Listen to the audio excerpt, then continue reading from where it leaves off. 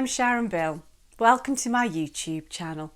It's so great to be back teaching and I'm so thrilled to be back into term time routine, time to get on with things and time to get back to lessons and practicing. And as we go back to our lessons, that invariably means or should mean that we're back into our practice routines more thoroughly than we would perhaps be in holiday times.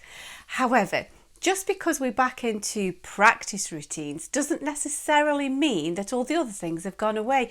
In fact, it probably means that you've got more responsibilities now than ever. So if you've gone back to school, you're going to be back to homework and perhaps you're starting your GCSE, so you're going to have to be doing more work, more coursework, revision and so on. And for those of us who aren't at school, family responsibilities don't go away. So you're going to have to perhaps be doing more in terms of, getting the uniforms ironed, making sure homework's done or whatever your routines are. They don't go away. We're now adding into it music practice time as well. And that's things that we're doing because we want to do them, or it's part of your studies and your education, in which case you've still got to get it done. And so because life is busy, and perhaps now busier than ever, it's really, really important to make the best use of your practice time. And so I want us to think about practicing smarter, not harder, working smarter, not harder. And I know that I've mentioned this before, but I really think it's worthwhile to do that again because we want to make the most use of our time, and unless you've got all evening and nothing else, all day, nothing to worry about but play the piano, you can kind of play all sorts of things and go at it any old how, or whatever instrument you play. That is very rare, and I don't think it's the best use of your time to just be kind of milling around all sorts of bits and bobs. You need a plan of action. And so my main piece of advice would be, two things really.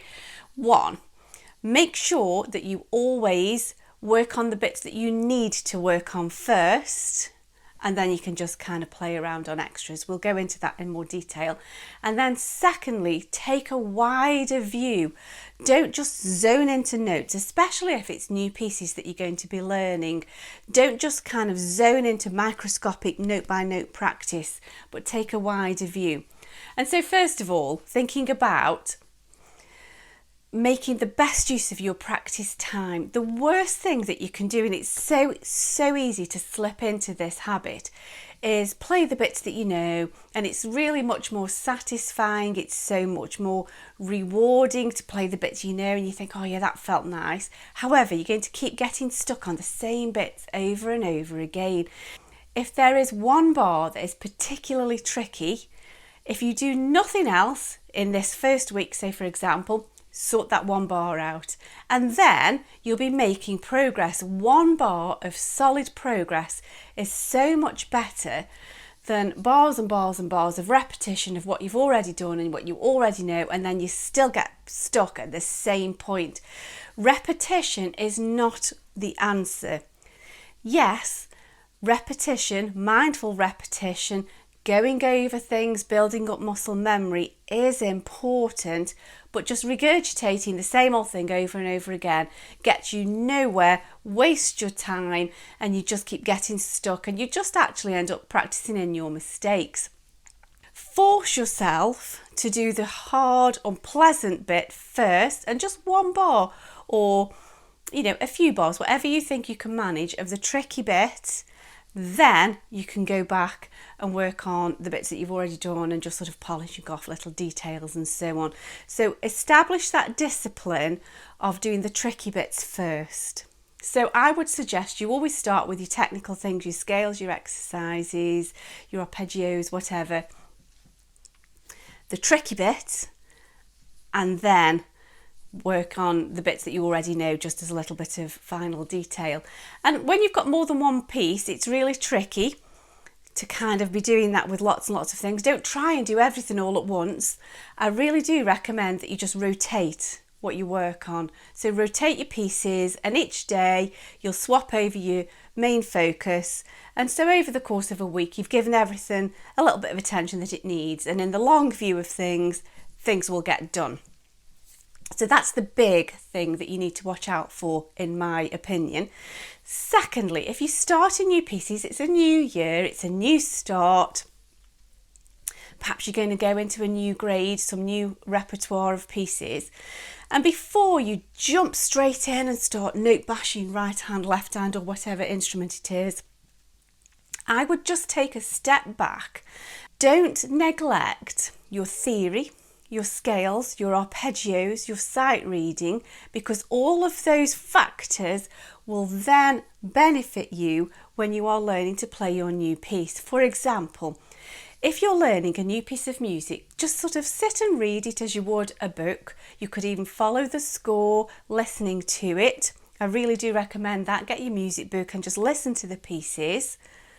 And be aware of what it is that you will be playing. Look, what key is it in? What's the key structure? Say, for example, it's in D major. Chances are you're going to find lots and lots of D major arpeggio shapes, lots of D chord shapes. You're going to be finding lots of scale passages, bearing in mind the key signature and so on. Look out for those aspects. Have an idea of what the main melody is, where that keeps recurring, how that keeps coming back in different forms. So you've got a shape, you've got a sense of the shape of the overall piece and how little elements keep coming back in, and be aware of what the composer is after. Also, be aware of the period that the music was written in. What is it the composer is trying to convey? What's the style of the period? If it's a romantic piece, are we looking for lyrical qualities and the melody's going to keep peeping out amongst lots of arpeggio sections and so on? What are the lyrical qualities? What's the articulation? If it's a Baroque piece, the articulation is going to be a very, very precise requirement. If it's a classical piece, look for the question and answer phrasing, look for those graceful little touches, the balance and the symmetry. You know, the articulation will help to bring out these delicate aspects. Don't just dive in and get bogged down in notes.